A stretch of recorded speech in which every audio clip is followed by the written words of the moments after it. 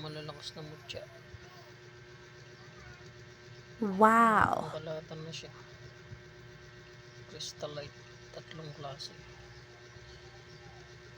Isang crystallite, tsaka mga paumbok o paikot.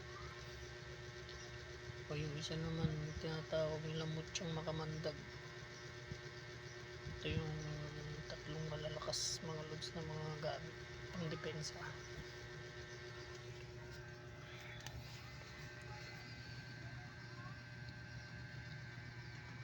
Ito yung mga makamandag mga lods. Mapapansin nyo maraming guhit-guhit.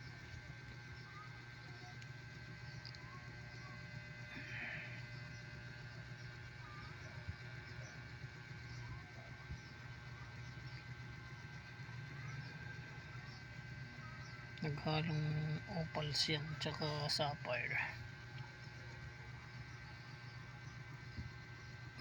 Precious stone din siya kung tawagin. Ito naman crystallite rock tsaka quartz crystal. Meron din siyang halong ano siya, sapphire tsaka diamond. Ito naman yung tinatawag nilang paumbok, mga paumbok pa paikot.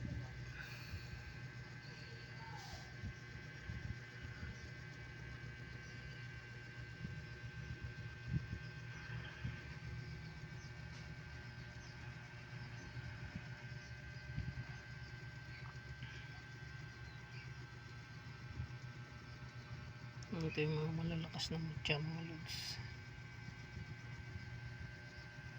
Andyan na lahat, pangkalatan, panglusaw, paglalakbay, kontra sa mga palipad hangin, barang, kulang.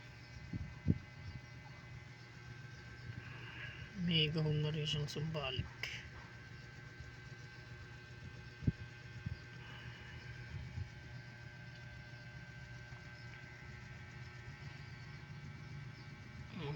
Precious stone at may gahong na pang depensa, pangkalatan.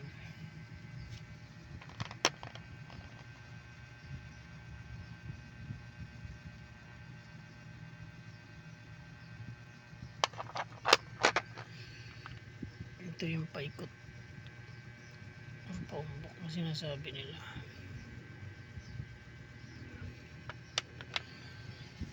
Ito naman yung mga mutyang makamandag. Kung napapansin nyo yung mga lods, parang sapot siya, makapalibot sa bato.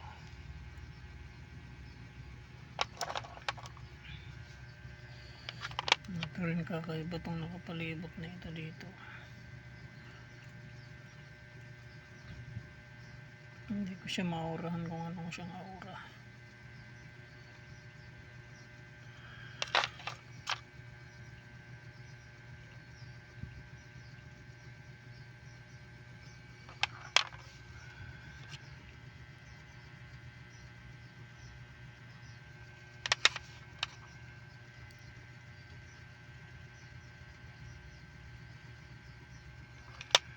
Ito yung mga makamandag na mutya. Ito naman yung mga lagpasang crystallite, opals saka quartz. Meron na rin siyang carbonado diamond. Tatlong klase siya mga lods.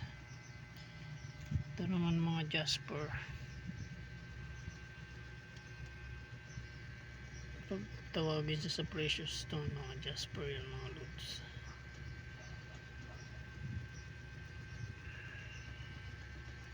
Yung iba tinatawag rin nilang pentecrate woods kasi yung klase niya para siyang kahoy yung itsura niya. Ito meron pa tayong isa dito mga lods, ang laki. Pang klase to. Pentetrite woods. Ito yung tinatawag. Bilang para siyang kahoy na naging bato. Laki niya. May timbang siguro ng 1 kilo to lods, kalaki.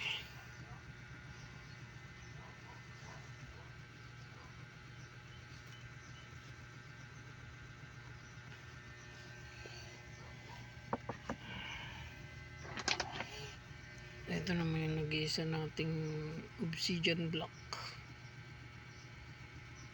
Ito yung isang magandang gamit ng mga lods. Money magnet siya. Kakapture siya ng positive energy. Ito yung sinatawag nilang semi precious stone. Kasi ginagawang jewelry ito o mga bracelet. Black obsidian.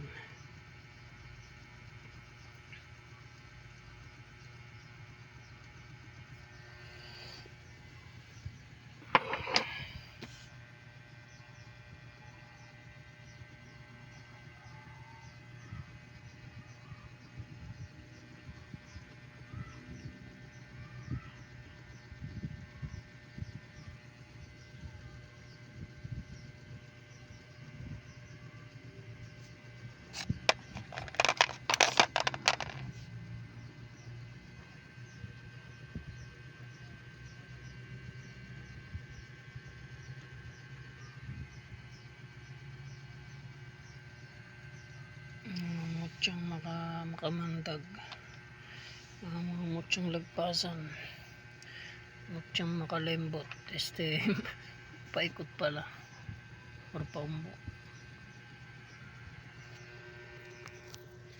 Until next time, maraming salamat. God bless.